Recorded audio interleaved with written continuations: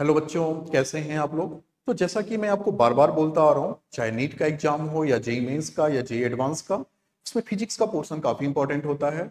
जिसको फिजिक्स अच्छे से आती है वही अच्छा रैंक सिक्योर कर पाता है, सिलेक्शन ले पाता है। इस साल नीट के पेपर में फिजिक्स का पोर्शन काफी लेंदी था, बच्चे काफी परेशान हुए। उसमें से एक क्वेश्चन जो कि कोलिजन से रिलेटेड है, हम उसे इजी वे में कैसे सॉल्व कर सकते हैं, देखते हैं। इस क्वेश्चन में दो चीजों पे फोकस किया गया, पहला कंसेप्ट, दूसरा कैलकुलेशन। कैलकुलेशन से बच्चे भागते हैं, यहां पे उन्हें ध्यान देने की जरूरत है। क्वेश्चन में बोला गया है कि एक कोई बॉल है जिसका मास 0.5 kg है, वो 40 मीटर हाइट से रिलीज किया गया है, ड्रॉप किया गया है। बॉल ग्राउंड को हिट करता है और 10 मीटर हाइट तक ऊपर जाता है। आपको फाइंड करना है इंपल्स ऑन द बॉल।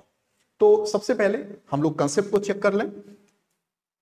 अगर बॉल को फ्रीली ड्रॉप किया गया, मतलब इसकी इनिशियल वेलोसिटी 0 है हमारी, हमने हाइट का नाम h1 दे दिया, h1 40 मीटर दिया हुआ है। चूंकि ये अंडर ग्रेविटी फॉल कर रहा है, मतलब स्ट्रेट लाइन फॉल करते हुए ग्राउंड को कोलाइड करेगा। जब ग्राउंड को कोलाइड करने वाला होगा उस समय उसकी स्पीड हमने v1 ले ली।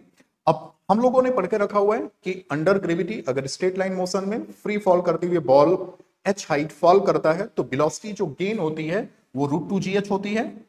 तो v की वैल्यू यहां पे √2gh1 रख दिया। सारे वैल्यू यहां पे फटाफट सब्स्टिट्यूट कर देते हैं। यहां ध्यान देना है, g की वैल्यू उन्होंने 9.8 रखी है, थोड़ा कैलकुलेशन करवाना चाह रहे थे, तो कैलकुलेशन पे ध्यान देते हुए आगे बढ़ना है।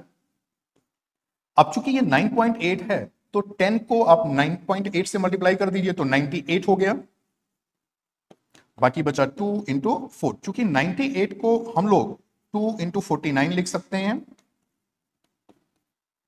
अब 49 का स्क्वायर रूट आपका 7 आता है, और ये 2 इंटू 2 4, 4 इंटू 4 दिया हुआ है तो 4 बाहर हो गया, मतलब 28 मीटर पर सेकेंड ये आ गया। तो B1 का जो स्पीड आया जस्ट बिफोर कोलिजन 28 मीटर पर सेकेंड।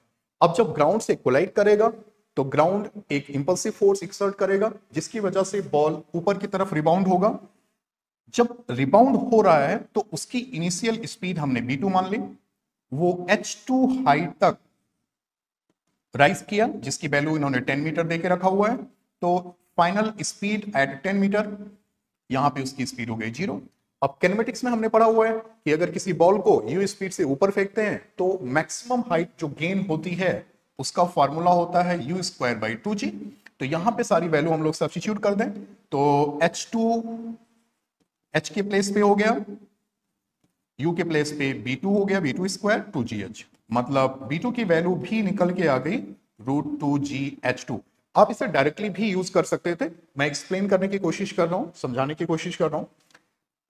अब यहां पे अगर हम लोग वैल्यू सब्स्टिट्यूट करें 9.8, h2 यहां पे 10 मीटर दिया हुआ है तो 10 रख दिया। सिंपल कैलकुलेशन, 98 फिर से लिख दिया। अब 98 की जो वैल्यू आई इसे हम लोग 2 इंटू 49 भी लिख दिया। 49 का स्क्वायर रूट 7, 2 इंटू 2 4, 2, आपका आ गया 14 मीटर पर सेकेंड। मतलब यहां पे 28 मीटर पर सेकेंड से ग्राउंड पे कोलाइड करता है और 14 मीटर पर सेकेंड से ऊपर उठता है। अब आते हैं इंपल्स के बारे में। इनिशियली जब ग्राउंड पे कोलाइड कर रहा है तो हमने इसकी वेलोसिटी को v1 बोला, जिसकी स्पीड दी हुई है 28 मीटर पर सेकेंड डाउनवर्ड डायरेक्शन में, और रिबाउंड करके ये ऊपर जाता है जिसका मैग्नीट्यूड दिया हुआ है 14 मीटर पर सेकेंड। अब इंपल्स का किसी भी बॉडी के ऊपर अगर इंपल्स चेक करना है तो हम उसके लीनियर मोमेंटम चेंज को चेक कर लें तो हमें वैल्यू मिल जाती है।